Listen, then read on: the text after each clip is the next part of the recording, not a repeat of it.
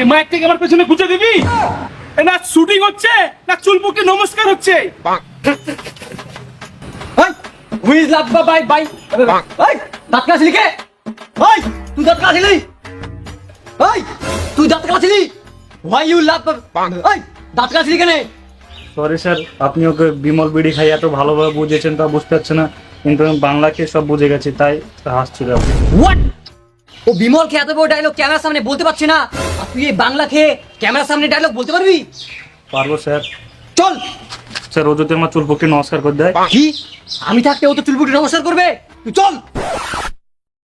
হ্যাঁ হ্যাঁ, আমি একটা গাঁজাখোর, এই দুনিয়ার বুকে আমি একটা কলঙ্ক। হ্যাঁ আমি কলা হয়ে গাঁজা খেয়ে পড়ে থাকি, কিন্তু কোনো মানুষ নিজের চেয়ে গাঁজাখোর হয় না, কোনো মানুষ নিজের চেয়ে মাতাল হয় না, কোনো মানুষ নিজের চেয়ে ছাপড়ি হয় না।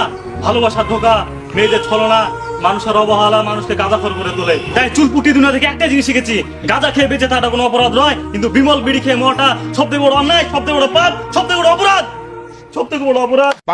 Brilliant brilliant brilliant! কি চুলপুটি নমস্কার পারফরম্যান্স দিলে তুমি। আজ একটা নতুন গাঁজাখোর জন্ম হলো, নতুন গাঁজাখোর। He is my discovery, he is my discovery. এই নাও বাংলা মাল খাও।